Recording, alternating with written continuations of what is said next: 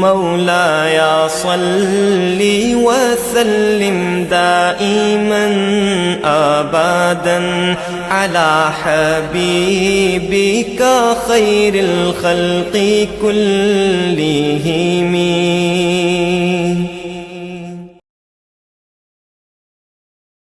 الحمد لله رب العالمين، الصلاة والسلام على خاتم الأنبياء والمرسلين. فأعوذ بالله من الشيطان الرجيم، بسم الله الرحمن الرحيم. أقم الصلاة إن الله وملائكته يصلون على النبي يا أيها الذين آمنوا صلوا عليه وسلموا تسليما. اللهم صل على محمد وآله وبارك وسلم وصل عليه. الصلاة والسلام عليك يا سيدي يا رسول الله وعلى آلك وأصحابك يا حبيب الله. الصلاة والسلام عليك يا نور الله وعلى آلك وأصحابك يا محبوب الله. قال رسول الله صلى الله عليه وسلم: الصلاة معراج المؤمن. إن الله أكبر. الحمد لله ثم الحمد لله. اللہ پاک نے اپنے فضل کرم رحمت سے ہم سب کو اپنے محبوب کا امتی بنایا. یہ ہم سب پہ اللہ کا احسان ہے، یہ اللہ کا فضل اور کرم ہے. بنانے والا اختیار رکھتا ہے، کل مالک ہے کائنات کا. اسے کوئی پوچھنے والا نہیں، وہ کسی کے جواب دہ نہیں. وہ جو چاہتا کر سکتا تھا، ہمیں کچھ بھی بنا سکتا تھا. اس نے ہمیں اشرف مخلوق اور پھر اپنے محبوب کی امت میں پیدا فرما دیا. یہ بہت بڑا احسان ہے اللہ کا. پھر امت کے لیے اللہ پاک نے حضور کی امت کے لیے ان کے پیدائش سے لے کر مرنے تک اور اس کے بعد ساری زندگی جو ہے اس کی بھلائی کے لیے، اس کے لیے دین اسلام پسند فرمایا ہے. ان الدین عند اللہ اسلام. پھر اس کے علاوہ جو ہے وہ بندے کو تخلیق کا مقصد بھی بتایا کہ تجھے تو تخلیق میں نے اپنی بندگی کے لیے کیا ہے، لیکن بندگی اس تک پہنچانے کے لیے اللہ نے اپنے محبوب بندوں کو بھی بھیجا اور رحمت کی گھڑیاں بھی اس کے لیے بھیجی. یہ مہینہ مبارک جو چل رہا ہے یہ ان عظیم مہینوں میں سے ہے جو اللہ کی رحمت اپنے جلوں میں لے کر چلتے ہیں. رسول اللہ صلی اللہ علیہ وسلم نے اس کو اپنا مہینہ قرار دیا، اور آپ مبارک ذات جو ہے وہ رحمت للعالمین ہے. اس لیے یہ مہینہ بھی اللہ کی عظیم رحمت کا مہینہ ہے. اس میں اللہ نے اپنے پیارے حبیب صلی اللہ علیہ وآلہ وسلم کو معراج عطا فرمائی، بلندی عطا فرمائی، انتہا درجے کا اپنا قرب نصیب فرمایا، جاگتی آنکھوں سے اپنا دیدار کرائے. اللہ اکبر. اور امت کے لیے اللہ تبارک و تعالیٰ نے معراج کی سبیل، معراج کے لیے ذریعہ، یہ اللہ تبارک و تعالیٰ نے نماز کی شکل میں تحفہ ہمیں عطا فرما دیا. اللہ اکبر. جس کا قرآن پاک میں اللہ نے بار بار ذکر فرمایا، اس کے پڑھنے کا، اس کو قائم کرنے کا. یہ ہمارے دین کا جو ہے یہ ایک ستون بنایا گیا. اس کو رسول اللہ صلی اللہ علیہ وسلم سے پوچھا، یا رسول اللہ، ہمارے لیے دین ہے، ہم اسلام میں ہیں، یہ اسلام کس چیز کا نام ہے؟ آپ نے فرمایا ہر چیز کا نام ہے شہادت دینی، نماز پڑھنی، روزے رکھنے، زکوٰۃ دینی، اور استطاعت والے کے لیے حج کرنا. تو نماز جو ہے یہ پہلا رکن ہے، کیونکہ شہادت کے ساتھ تو دین میں داخل ہوتا ہے. اس لیے اس کی بہت بڑی اہمیت اور عظمت ہے۔ یہ اللہ تبارک و تعالیٰ نے انسانوں کے لیے اتنی بڑی عظمت دی کہ اس کو جہاں عماد الدین دین کا ستون کہا ہے، وہاں معراج المومنین مومنوں کے لیے معراج بھی اس کو کہا ہے۔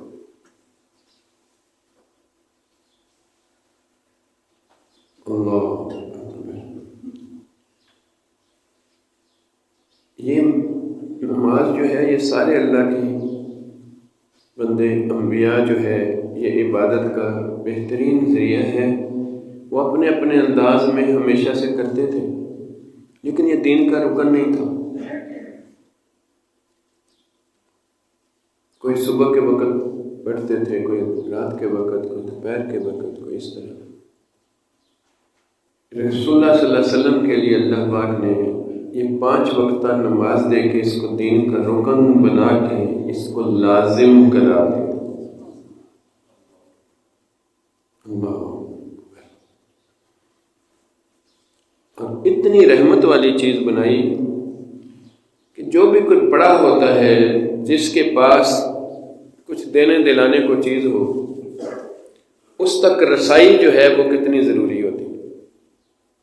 اماں کے پاس ہی روٹیاں پڑی ہوں، پراٹھے پڑے ہوں تو اماں تک جانا ضروری ہے کہ اماں کے پاس جائے گا تو پھر ہی وہ پراٹھا مل جائے گا اس کو۔ ایک مثال کے لیے یہ میں نے عرض کی ہے، دنیا میں کوئی بڑا محکمہ ہے، اس کے پاس نوکری دینے کا اختیار ہے، کوئی موقع مل جائے اس کے سامنے چلے جائیں، کوئی بات ہو جائے، جب بات کریں گے تو وہ راضی ہوگا، کوئی خوشی میں آئے گا تو خیرات میں جو ہے وہ کوئی نہ کوئی چیز مل جائے گی۔ پوری کائنات کا مالک جو ہے اللہ اکبر، اس کے سامنے آنے کے لیے اللہ نے یہ نماز بہترین ذریعہ ہمیں عطا فرمایا۔ کسی سے پوچھنے کی ضرورت نہیں، کوئی حاجت نہیں، کوئی اپوائنٹمنٹ لینے کی ضرورت نہیں، بس 5 وقت پکارتا بھی اللہ کی طرف سے بندہ ہے، اللہ اکبر آواز آتی ہے، دعوت آتی ہے کہ آجا یہ تیری فلاح کا راستہ ہے، حی علی الفلاح، یہ بولا جاتا ہے آجا، اور کسی کو راستے میں رکاوٹ نہیں ہے کہ کیا مجھے اجازت ہے کہ میں آؤں یا نہ آؤں، نہیں، تجھے تو پکارا جاتا ہے کہ آجا، لیکن اس پکارنے کے بعد تو آ جا، پھر مالک کے سامنے کھڑا ہو جا، اور جب تو آ کر اللہ اکبر کہہ کے نیت مان کے کھڑا ہو جائے تو ہر چیز سے ہٹ جا، صرف وہ اور تو ہے۔ یہ 1 to 1 کا جو کنسپٹ ہے یہ اس طرح کلیئر دیتا ہے رب۔ اب تیری مرضی ہے، جو تو نے مجھے کہنا ہے کہہ، اور میں وہ رب ہوں جس کے خزانے میں کمی نہیں ہے، وہ جتنا کچھ بھی دے دے وہ کمی آتی بھی نہیں ہے۔ اس سے بڑی رحمت کیا ہوگی بندے کے لیے؟ اس سے بڑی رحمت ہوگی کیا بندے کے لیے؟ لیکن ہم نے یہ مہینے میں خوشی منائی، اللہ کے رسول کی معراج کی بات کی، جو ہمارے لیے معراج آئی ہے، کیا ہمارا دل اس کے ساتھ خوش بھی ہے؟ یہ تو بہت بڑا بوجھ لگتا ہے ہمیں۔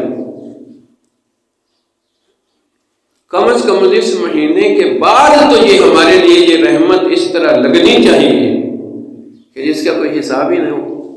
سب سے بڑی رحمت ہمیں یہ لگنی چاہیے۔ کسی بھی قسم کی حاجت ہے، اگر اللہ کا ارادہ ہو جائے تو کیا وہ پوری نہیں ہو سکتی؟ کیونکہ رب کی ذات وہ ہے کن فیکون، جس کا ارادہ ہو جائے تو چیز ہو جاتی ہے۔ اور اس کے سامنے جانے کے لیے، پہنچنے کے لیے تجھے کہیں بھی رکاوٹ نہیں ہے۔ قائم کرنے کے لیے اللہ تبارک و تعالیٰ کے محبوب صلی اللہ علیہ وسلم نے جگہ بنا دی، اللہ کا گھر، ویسے تو تبارک اللہ ذی بیدہ الملک، ہر چیز کا مالک اللہ ہے، اور رسول اللہ صلی اللہ علیہ وسلم کی رحمت سے جب آپ نے زمین کو ٹچ کیا، پوری زمین کو عبادت گاہ بنا دیا، مسجد کا درجہ دے دیا، کہ تجھے کہیں عبادت کے لیے رب کے سامنے کھڑا ہونے کے لیے یہ بھی تکلیف نہ ہو کہ اتھے جا کے پڑھنی پڑنی۔ لیکن یہ جو جا کر پڑھنے کے لیے بات تھی 5 وقتہ، یہ قائم کرنے کے لیے تھی کہ لوگوں کو رغبت بھی ملے اور یہ نشانی کے طور پہ دین کی، رکن کے طور پہ دین نظر آئے باشگاف کہ یہ لوگ ہیں جو اپنے رب کی عبادت کرنے والے ہیں، اس کے سامنے کھڑے ہونے والے، تاکہ اسی اجتماعیت کے ساتھ فرشتوں کا نزول اور رحمتیں اللہ کی اتنی زیادہ ہوئیں کہ وہ پھیل کر پورے علاقوں میں، پوری نسلوں میں، پوری انسانیت کے اندر میں وہ پھیل جائے۔ لیکن تجھے کہیں بھی کوئی حاجت ہو، کسی وقت بھی تیری بات ہو، ان 5 وقتہ نمازوں کے علاوہ، چند مکروہ اوقات کے علاوہ تیرے لیے رب تیار رہتا ہے کہ تو کھڑا تو ہو میرے سامنے، اللہ اکبر کہہ کے دنیا سے کٹ کر میرا تو ہو جانا۔ ہم چھوٹی چھوٹے انسانوں کے لیے کتنی تگ و دو کوشش کرتے ہیں، اس کے پاس یہ اختیار ہے، ایک دفعہ مجھے کہیں میراقات کا سبب مل جائے، پوری کائنات کا رب تو تجھے اور مجھے پکارتا ہے، آہ تو صحیح نا، یا ایھا الانسان، اے بھولے ہوئے انسان، ما غرک بربک الکریم، تو بھول گیا ہے مجھے، میں کریم رب ہوں۔ اپنی ایک صفت بیان کرتے ہیں، کریم رب ہوں، کرم لے کر بیٹھا ہوں تیرے لیے۔ اور یہ رحمت کے مہینے میں یہ بڑی رحمت ہمیں معراج کی شکل میں ہمارے لیے یہ تحفہ ہے۔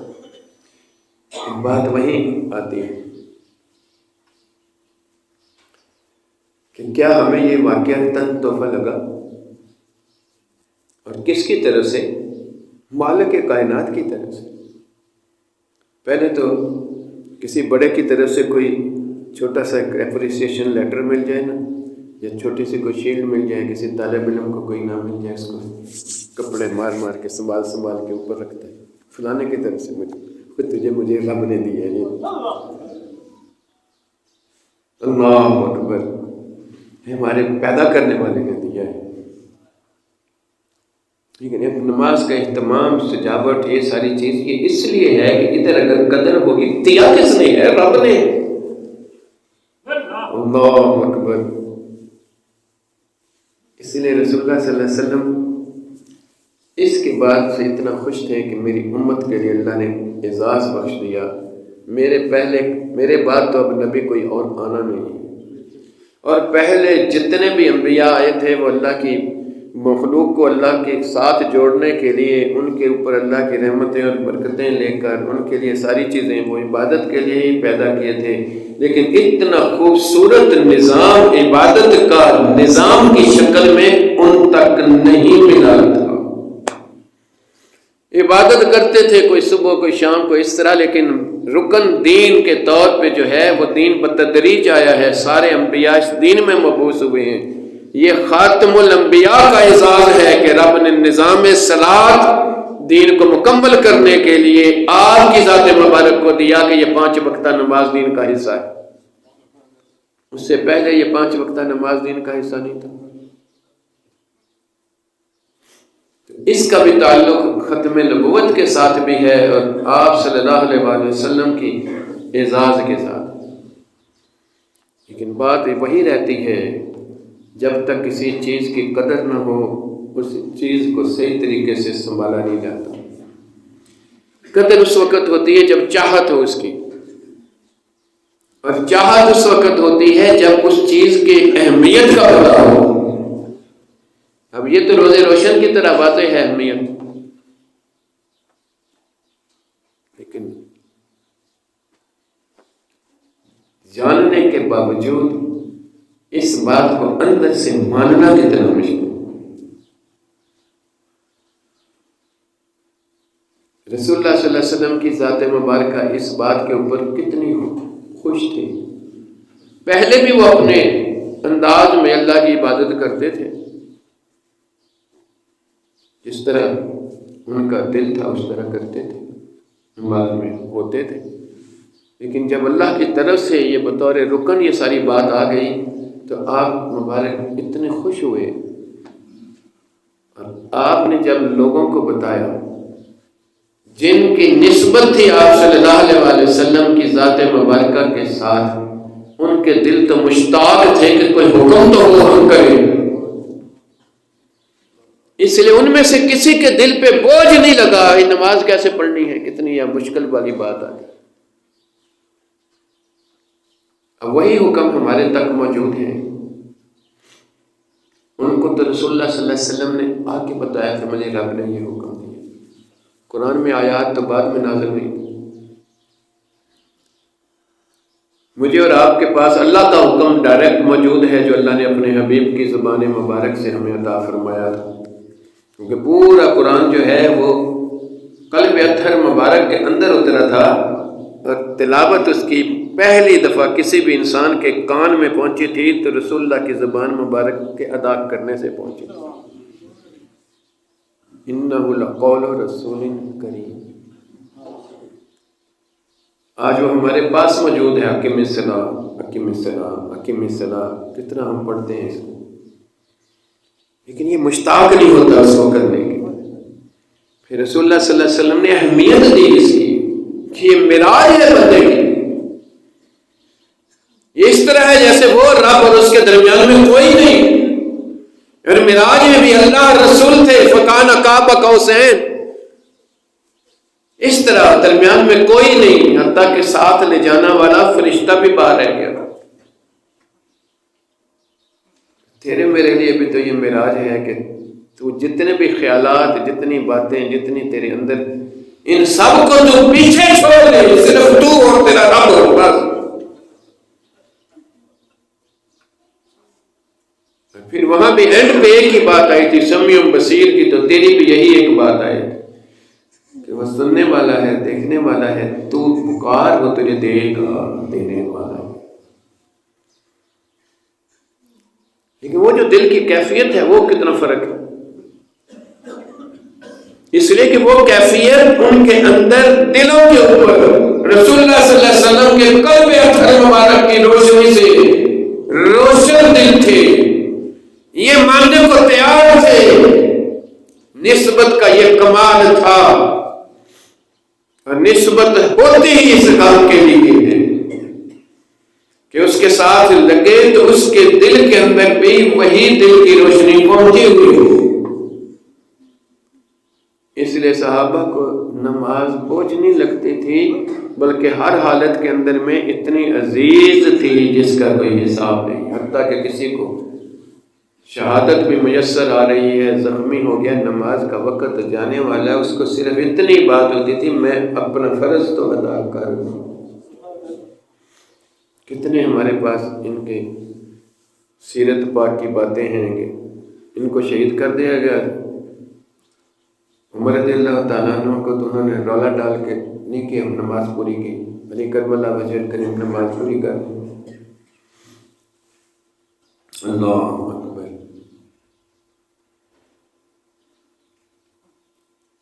رسول اللہ صلی اللہ علیہ وسلم کے سامنے ایک بندہ آیا، اس نے جب دیکھا کہ یہ لوگ جو حضور صلی اللہ علیہ وسلم کے ہاتھ میں ہاتھ دے دیتے ہیں، ان کے دل اندر سے تبدیل ہو جاتے ہیں، یہ اللہ کی بات ان تک پہنچے صحیح، دل پہلے ہاں کرتا ہے اور اس کے اوپر پھر عمل پیدا ہو جاتا ہے، اس کو کنونس کرنے کی ضرورت نہیں ہوتی، وہ پوچھنے کی حاجت نہیں ہوتی کہ میں یہ کام کیوں کروں، اللہ کا حکم ہے، بس اس حکم کے سامنے وہ بندگی کی وجہ سے وہ جھکا ہوا تھا، تسلیم کرنے کے لیے تیار تھا۔ مجھے اور آپ کو ڈائریکٹ حکم ملتا ہے لیکن دل نہیں کرتا۔ چند مثالیں یہاں میں عرض کروں، یہی نماز ہی کرے گی، دل نہیں کرتا تو کیا پڑھ لے گا؟ 5 دن کی ہیں، 8ویں دن جمعہ بھی کہیں مشکل ہے، 8ویں دن کے لیے اس کی تو وجہ ہی اور تھی، ظہر جو نماز موجود تھی تو جمعے کی کیا حاجت تھی؟ کتنا بوجھ لگتا ہے بندے کو، اگر یہ دل ہاں نہ کی ہوتی اس کی پکار سے، اس کے کہنے سے، اس کے امر سے، اس کے حکم سے، کبھی انکار کر سکتا؟ اب اللہ کا حکم ہم نے اللہ کے قرآن سے سنا، جھوٹ والے پہ لعنت ہے، ہم قرآن پڑھتے بھی جھوٹ بولتے ہیں۔ مجھے اور آپ کو حکم ملا کہ غیر کے محرم کے اوپر تیری گندی نظر جو ہے وہ تجھے جلائے گی۔ اس کا تو دل مچلتا ہے، یہ کیا کرتا ہے؟ تو اللہ اللہ کرتے ہوئے بھی اس کی نظر نہیں جھکتی۔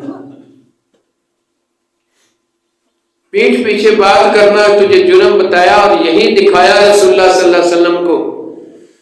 معراج پہ ایسے لوگ ہیں جو اس طرح کی باتیں کر رہے ہیں، ان کا یہ انجام ہو رہا ہے، لیکن ہماری 70% گفتگو ہی غیبت ہوتی ہے، بلکہ اس سے بھی زیادہ گفتگو۔ یہ احکامات ہمارے سامنے ہیں۔ اب وہ بندہ آیا رسول اللہ صلی اللہ علیہ وسلم کے پاس، جس کا میں بھی ذکر کر رہا تھا حدیث مبارکہ کی وجہ تسمیہ بیان کرتے ہوئے، اس نے کہا جو آپ کے ہاتھ میں ہاتھ دیتا ہے وہ انسان ہی عجیب و غریب ہو جاتا ہے، وہ کسی بھی بری چیز کی طرف اس کا رجحان نہیں ہوتا، وہ تو بالکل ایسے عجیب ہو۔ میں وہی بننا چاہتا ہوں، میں ایمان لانا چاہتا ہوں آپ پہ،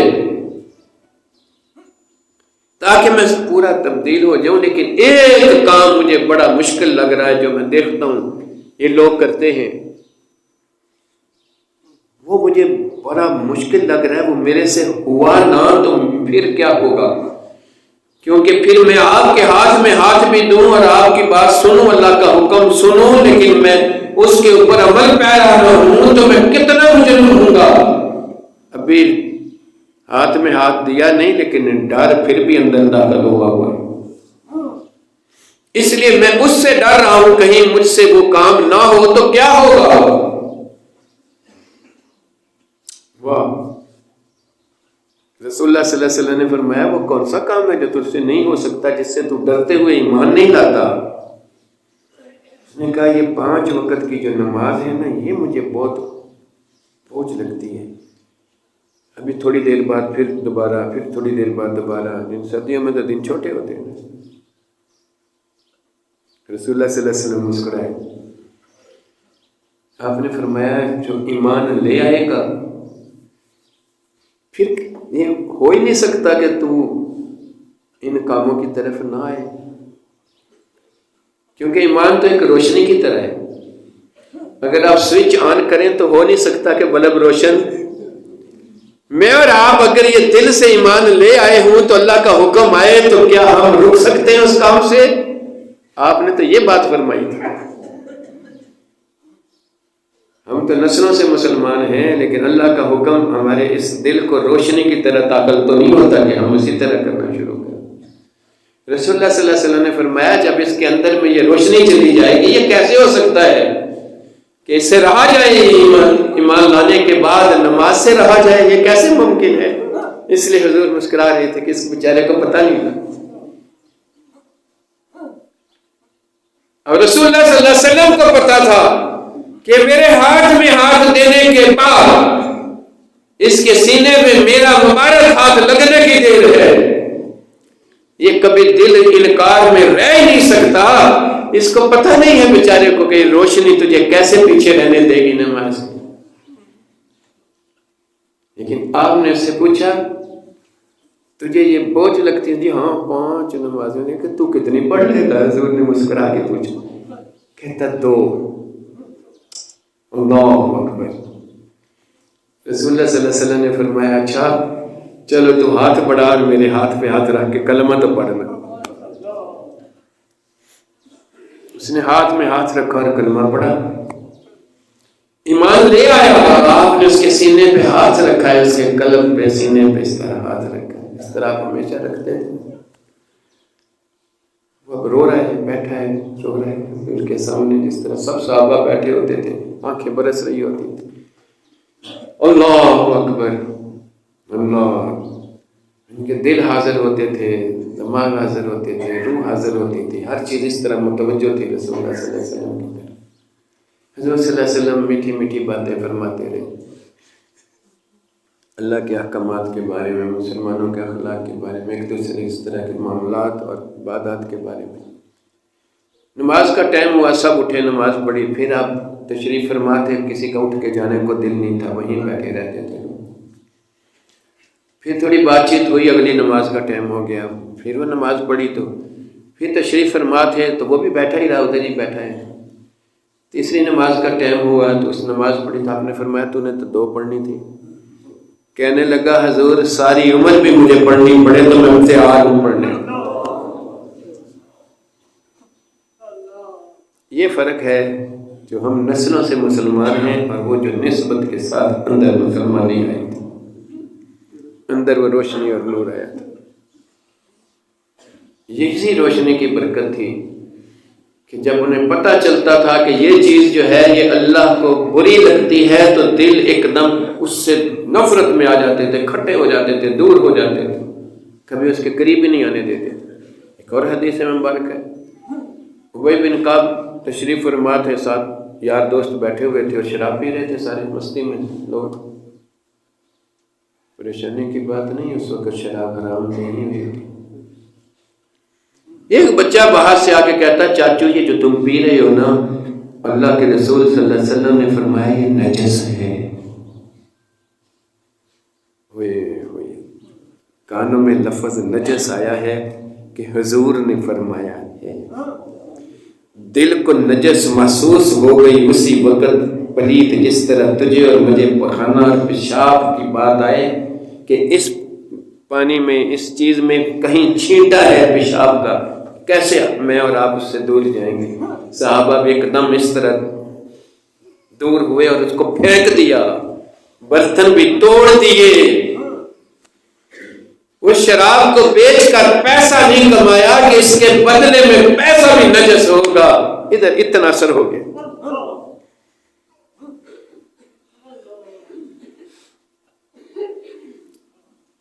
اس لیے اللہ تبارک و تعالیٰ نے ان لوگوں کے لیے 14-15 مرتبہ قرآن پاک میں لفظ استعمال کیا، رضی اللہ تعالیٰ عنہم ورضوا عنہ، میں ان پہ راضی، یہ میرے پہ راضی۔ اللہ اکبر، وہ راضی اس لیے تھا رب کہ یہ رب پہ راضی تھے، اس کے ہر حکم کو بجا لانا ان کے لیے بوجھ نہیں تھا، ان کے لیے سرشاری تھی، ان کے لیے تسلیم اور رضا تھی۔ پھر اللہ پاک ان کے اوپر کیسے راضی نہ ہوتا؟ تو یہ 1400 سال کی تاریخ میں جو ہے یہ دین کا یہ جوہد جو انسان کو جو ہے اخلاص اور عمل نصیب کر دے، یہ ہمیں کہاں نظر آتی؟